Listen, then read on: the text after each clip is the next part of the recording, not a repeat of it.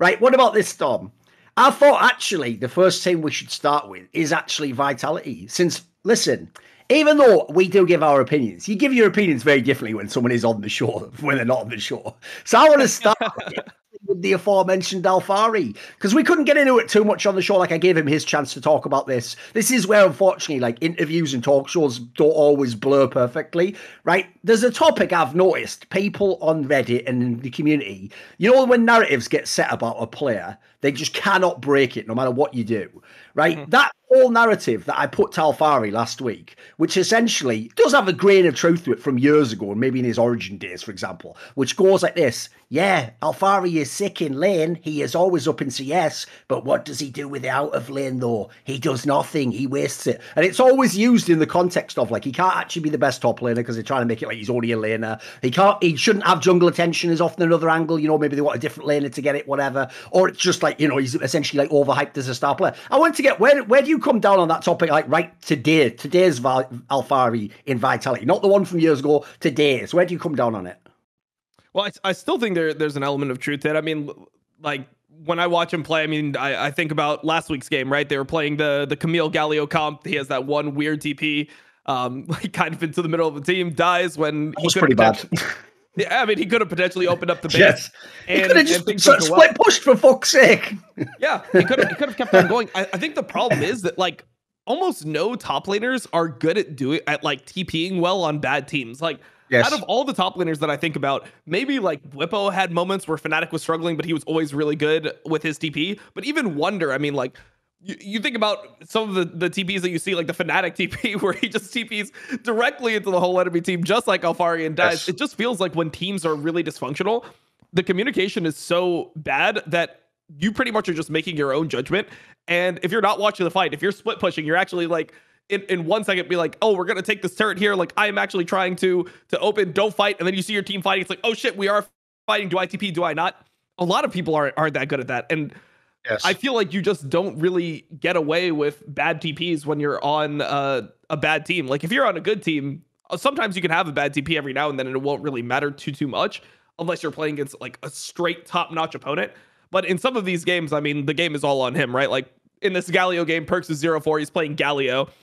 You have Alphari on the Camille. The whole game's on him to carry. Like, that Diana wasn't doing shit. He was looking fucking good on the Camille, I have to say. Yeah. So, I mean, I just feel like, you know, it's just very obvious when Alphari fucks up, because it's not like he fucks up and it's like the rest of the game is stable. It's like he fucks up and then the whole game is fucking over because he's the only one that can actually carry. I've got another angle that I think, like, by the way, I think actually Alphari's answer was a pretty interesting one, and he thought made a good point. He essentially just said, maybe it's just that I am the best at laning, but I'm just not as good in the other areas. It's not that, like, he's terrible at the mid-game and the lane. It's just that maybe there are people who are better. I would go one further and say this, right? One thing I hate, Dom, is when people say someone's bad at something, but then there's not anyone they think is better. It's like, how does that make any sense? So I would say to anyone who's a massive critic of Alphari in that sense would be this. Am I missing something? What other teams in the West play around a fucking top laner every game? Who the fuck does that? Nobody. Dude, there's barely any teams even play through top lane in the West. Like, I think it's a totally ridiculous, like, comparison. Because the point is, Alphari is so good at laning, and in the modern day, if you look at some of the jungle champions being picked, they should fucking go top some of the time. Like, it's just logical you would get him ahead as much as you can. Now, whether or not he's that good beyond that, first of all, on the teleport angle, I think you raised an interesting point there, because the most classic example people will know of where I used to always use teleport as a joke, right, was Looper in Samsung White. Because my joke was, all he obviously did was, it's like he was just like the third summoner spell for fucking Mata, wasn't he? It's like Mata just pressed a button and then Looper just teleported into the bot lane for the gank that they always did, those like 4v2 ganks or whatever, right?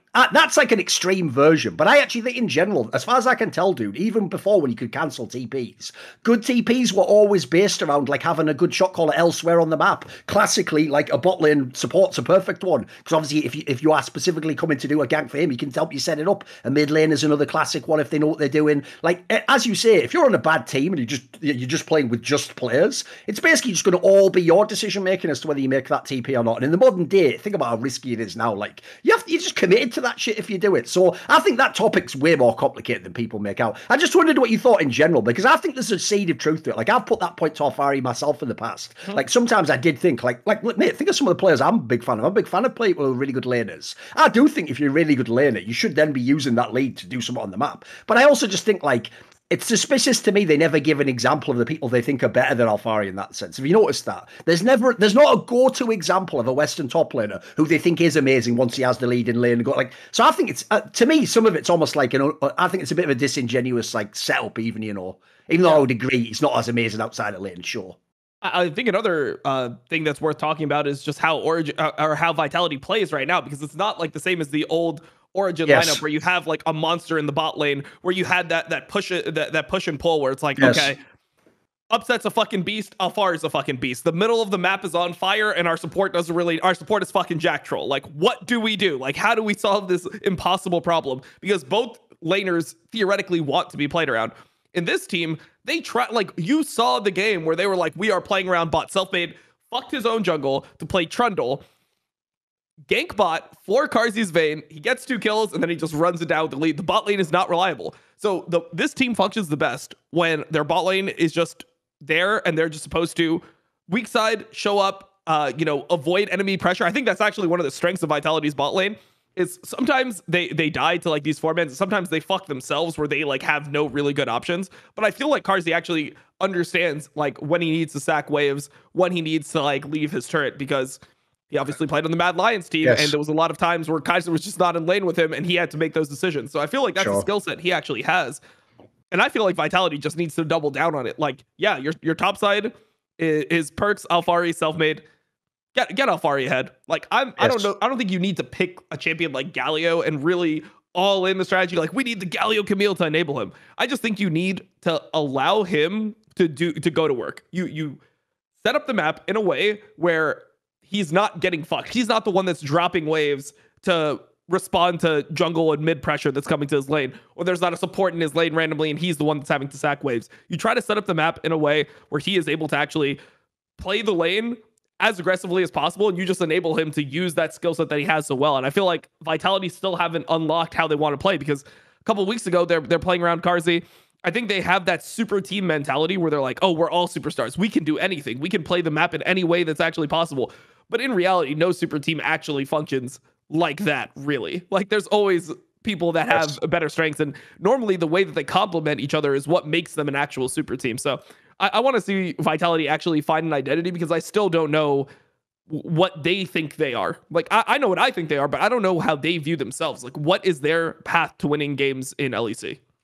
Yes, because one of the reasons I wanted us to talk about Vitality is, like, let's be real, their team is still looking fucking ropey. Like, they got it together after that first week, but they've regressed, if anything. Like, they're looking pretty shaky right now. And because they had that 0-3 start, I made this point before, it's not that they couldn't turn it around, it's that when you turn it around, when you go 0-3, you essentially have to have, like, one of the best win rates in the league if you want to then finish top. So even though since the first week, they're, like, 60% win rate, that's not that good. So, like, if you notice now, they're 6-7, their record, and all of a sudden, we'll talk about them later, but because of the whole Mickey XXL thing, suddenly the playoff race is really fucking dodgy. It isn't the case that, there's the top 6 is obvious, and then, like, it'll be XL plus the bad 3. Like, no, that ain't obvious anymore, actually. There are so many things could happen in this Super Week that, like, here's the reason why I wanted to focus on Vitality first, because I know that the vibe with Vitality is sort of like what Alfari alluded to. It's like every Perks team in the last 3 years. It's like, who cares about the regular split? We'll get in the playoffs and then we'll fix our shit then. It's like, mate, you might not get to the playoffs. There's a real world where that might happen. Now, I don't know, because as we talk about Mad Lions later, I'm sort of super out of Mad Lions, but you just look at the standings. So what I would say is this: if we're identifying issues, you brought it up there, I want to go into it a little bit. I know on paper, obviously Labrov and Carzzy are big names on paper, Dom, but if I took the nameplates off and just showed you the games that they played this split, aren't they one of the worst actual bot lanes? Isn't that fair? It's hard to think of many that are worse, I mean, it depends. Yeah, I mean, I would say that. I mean, I would say that Labrov specifically, I think like, Carzzy is just like, I mean, he's whatever. I mean, he's thrown some games. He's definitely not played well. I feel like Labrov is almost like never having redeeming qualities. He's never shown up this split, has he? You know what I mean? Like, it's like everyone's waiting for him to. I've never actually seen this guy that was the hyped guy from a few years back now. I mean, I just see him sitting bot lane most of the time, and they're just like slowly losing, and they're just trying. Like, I feel like he's a passenger. He's not somebody who's actually going to take the game by the balls and actually win you the fucking game by like roaming a support. Like even Promiscu is playing better than him right now. There we go. I mean, real talk. Like I know you meant it as a compliment, but it just sounds like the ultimate diss, doesn't it? But yeah, I know what you mean. Actually, Promiscu hasn't been as bad as people would expect. No, he's been pretty good. I mean, like you look at the other supports right now. Okay, so like if we're gonna look at the last few weeks, let's take the last 3 weeks, and we give like Promiscu treats. Like these are the supports on the worst team. Maybe he's been okay. Like I mean, I feel like Limit, his team has just been really throwing the game. I wouldn't say the Limit's been a worse support than Labrov. It's just maybe it's a toss up there. It's hard to find supports that actually are having like that rough of a time. Maybe Mersa on Misfits is actually not having the best games. That's one. Yeah, that's one. The other thing as well, is here's how you know, by the way, that I haven't been that impressed with Labrov this split, dude, is even when you're listing those names who, aren't in like their best splits, but they've had past splits with a good limit, treats. Dude, I would take those guys for Vitality tomorrow. If I could do that trade right now, I'd take treats in a fucking heartbeat. That would be the upgrade you need. Yeah, definitely. And I think the problem is that like those guys have identified how they need to play and how they're going to win games. Like when you watch Treats play now, you look at his draft, it's Leona, it's engage supports. He knows that he's the guy that has to play engage supports for his team. They tried all the creative bullshit earlier on. They were trying like the Lulu drafts and things like that. And they realized the way that we're going to win, like we need to win fucking games right now. The way we're going to win is we have to like simplify things. And in order for our team to actually be able to win fights, we need Treats engaging for us. Like that is what SK needs.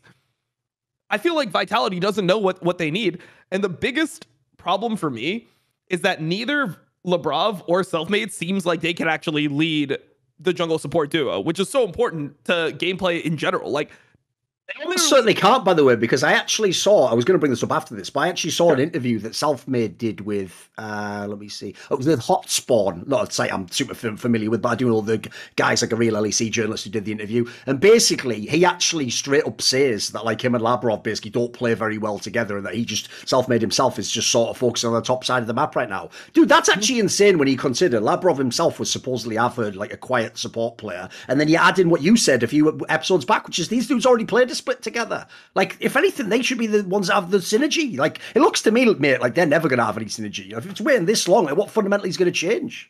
Well, yeah, I don't see it happening. And the thing is, like, they do the same things every single game. Like, I still have not seen a timer where Labrov is like, hey, I can ditch my AD carry, and I'm just going to group up with Selfmade and make something happen on the top side of the map. It just feels like he is linked to Carzzy, which is so weird because when you think about Mad Lions last year, Carzzy was like fine laning 1v2.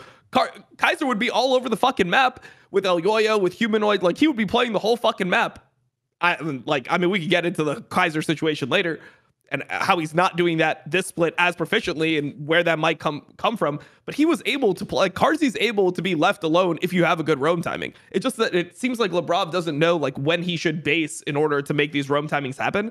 And it doesn't feel like they're confident in that and actually getting anything done. Like, I'm sure that they've tried it, but they just don't do it at the right times. I'm sure that when they scrim, they're like, okay, like we grouped our support in jungle, but we got nothing done. Like, they need to get back to like the basic ones, you know, like, okay, Herald is spawning at 8 minutes. We are going to like roam there and we're going to be first on it. We're going to look for a pick while they walk in if we have priority top, which you're going to have with Alfari most of the time. Like, I feel like these are the situations that I want to see more from Vitality. And the thing that worries me is that neither of them seem like they have the personality to be that. Like, if you look at other teams, for example, right? In BDS, you have Synkrov, somebody who's really vocal, that's very confident in what he wants to do during the game. If you look at SK, you have Treats, another player, very vocal. Like, he will tell you, hey, I want to engage here. I want to go make this play. Like, I'm going to base. We're going to do something.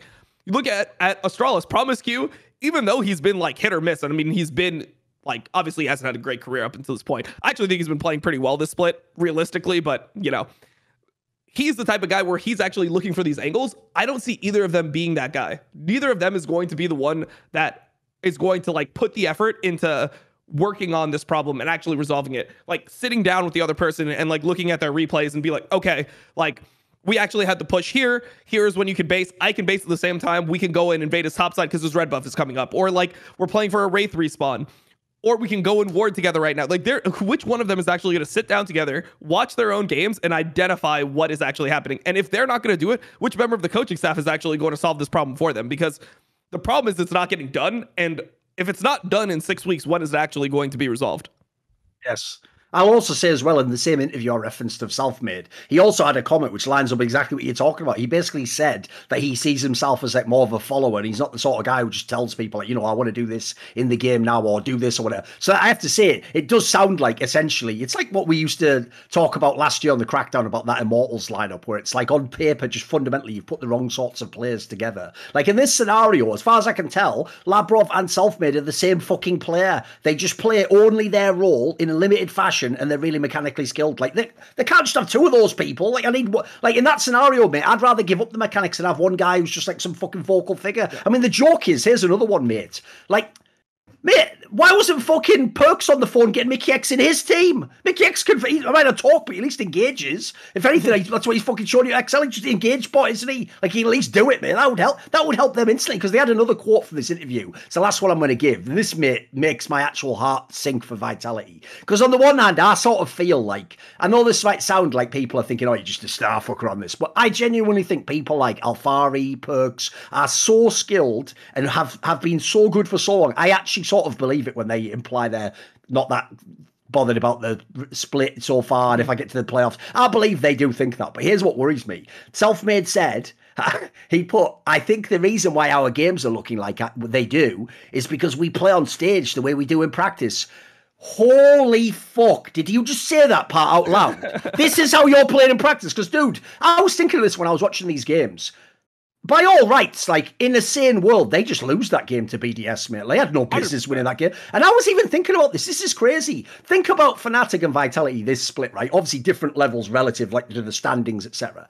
If these bottom teams, obviously, SK has actually gotten the upsets, but if Astralis and BDS were just, I'm talking about just slightly better, Dom, these top, like, super teams would have way more losses. They would each have, like, 2 or 3 more losses this split. Like, some of these top teams are actually really lucky how bad and how, like, cynically GM'd those bottom teams are right now. If this was like if this was what they claimed franchising would be, like all the best talent in the region, mate, those super teams would be in trouble right now, I think. If this was 2020 summer, these teams would be losing. That's the best way to put it. Like, if it was like that XL team with K-Drill on it would beat a team that's this bad, right? Yeah. Like, the problem with that team is that it couldn't ever actually beat the teams that were good, and there was so many good teams in that split. But if they were playing against a team this bad, K-Drill would not have the 7th place no playoff meme around his neck all the time. So, I mean, that's the biggest issue with them. And I'm when I'm thinking of players that are available, how about Advian? He seems like he was active. It seems like he wanted to play the game. I mean, obviously we can't hear anything. They would obviously have to try him out. You can't just like be like, oh, Dom said Advian would be good, and then like put him on the team. Like, I'm not fucking listening to everything. But based on what we hear from the limited information we have from the mic checks, he seems like he's the type of player that like wants to try to figure out what should we be doing now. And if it's wrong, he's going to try to actively try to correct it, because he's in that learning mentality. I feel like Labrov and Selfmade are almost like past that, where they like expect the other person to know, but like they don't really know, and neither of them is really really just confident in their ability to lead this. So it's just this problem that will never be resolved until something changes. So that's the one thing that I'm really hoping for with Vitality, because when you think of those two positions, those are the positions that are supposed to be leading the early game. And when you think about this version of Vitality, it's like they never have fucking leads in the early game, aren't they? It's mad. Yeah. I mean, even if they have like a lead in the early game, it just disappears like that. It's like, oh, Kari's has got 2 kills in Vayne. He's surely gonna oh, never mind, he's dead. Like that's pretty much like the whole fucking game. So this is the biggest issue. And the way that you solve this is you really simplify what you are playing for. Like, it's not rocket science, right? If you have the ability to take Dragon, you take Dragon. If at 8 minutes you have a stronger top laner and your bot has first push, you go and you take Rift Herald. Like, you just simplify that shit, and you're in the right places at the right time. And then everything else will put themselves in order, because when you're actually getting to the position, the games become so easy. If you actually do the right things, the right setup, you have the wards in the right places, and you see somebody walking in, that's when Selfmade can pop off. That's when Labrov can pop off. That's where their mechanical instinct can just be like, oh, this guy's fucking inting. He's walking on our ward. I know I can hit all my skill shots. This guy is dead. You know, like they'll be able to use their talents because the setup is there. And it's so frustrating for me, because I know that like just a little bit of help for these guys, they could be so fucking good. Because those guys, like, who's going to beat them in a straight up 2v2 if they're on even footing? Oh, for sure. Yeah. Not many people, of course. No, which wouldn't have the skill to do it. This video was kindly supported by Ahmed Hadjou, Iskander, Mac Pugnatio Rajcula, Travis Goff, Adam Ochs, Animosity, Butt Pounder 420, Hades, Jensen Goh, Joseph Ginsburg, Kovacevicd, Tobias Bernasconi, Toucan, William Peyton Lacy, Zoomba, Zyrathenia, and a special thank you goes out to Jerky's Minion as always. Do you want to suggest a topic or a guest for some of my content? Want to ask me a question in my monthly video AMA? Do you want teasers? Find out who the guests are going to be on my shows. Maybe you want to be part of one of those lengthy but in-depth and interesting discussions about esports with yours truly. Well, if so, put your money where your mouth is and join the Skrilluminati today via the Patreon link in the description box below.